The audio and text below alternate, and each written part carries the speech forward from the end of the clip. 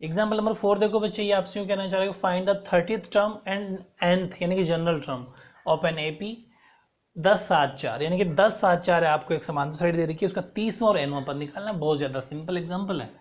देखो सोल्यूशन करने से पहले कुछ मैं आपको बेसिक बताऊं। अगर मैं 30वें टर्म की बात करूं, इसका फॉर्मूला आता है a+29d। समझ पा रहे हो? इसके लिए मुझे क्या क्या जरूरत पड़ेगी, a की जरूरत पड़ेगी, d की जरूरत पड़ेगी, निकाल लेंगे एपी से। और nवां टर्म का मतलब होता है, nth टर्म का मतलब होता है an का फॉर्मूला, जिसका मतलब होता है an-1 और d। मतलब पहले बेसिक जानो, यहाँ पर भी a की जरूरत है, n की जरूरत है और d की जरूरत है। समझ पा रहे हो? सिंपल सा क्वेश्चन है। चलो आओ इसकी अपन बात करें तो फर्स्ट टर्म, प्रथम पद, जिसको अपन a से दिखाते हैं वो है 10। कॉमन डिफरेंस यानी कि सार्व अंतर, जिसको अपन d से दिखाते हैं वो है a2 - 7, यानी कि 7 - 10, तो d है -3।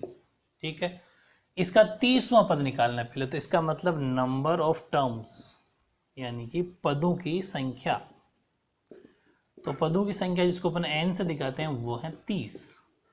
ठीक है, तो 30वां टर्म निकालना है तो लिख दो, सिंपल है, 30th टर्म्स यानी कि 30वां पद बराबर a+29d, a की जगह 10 +29 और d की जगह -3, तो हो गया 10। देखो मैं इसके दो मेथड बताता हूँ, पहले रुको, इसको इससे मल्टीप्लाई करो, 9 3 से 27, 2 और कैरी लगी, 2 3 6 2 8, 87, यानी कि आंसर क्या है -77। तो 30वां पद क्या हो गया -77। या फिर आप चाहते हो एन का तो यूज नहीं हुआ, हम तो एन वाला फॉर्मूला लगा करना चाहते हैं, तो वो भी कर सकते हो।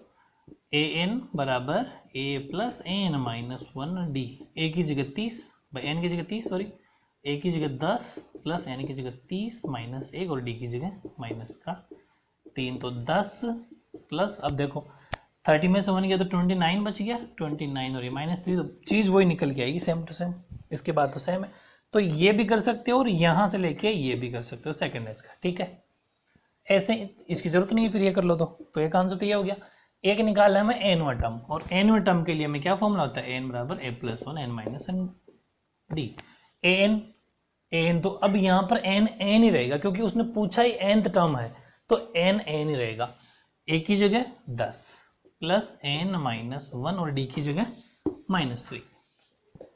ठीक है, तो 10, अब ये बारी बारी खुल जाएगा, बिकॉज और तो कोई सोल्यूशन भी नहीं है इसके अंदर, तो इसको इससे किया तो -3n और +3, ये ध्यान देना कैसे कि -3 पहले n से हुआ तो -3n हो गया, जब -3 1 से हुआ तो माइनस प्लस। ठीक है, तो an बराबर 10 और ये 3 हो गए 13, 13 - 3n, ये आपका आंसर हो जाएगा।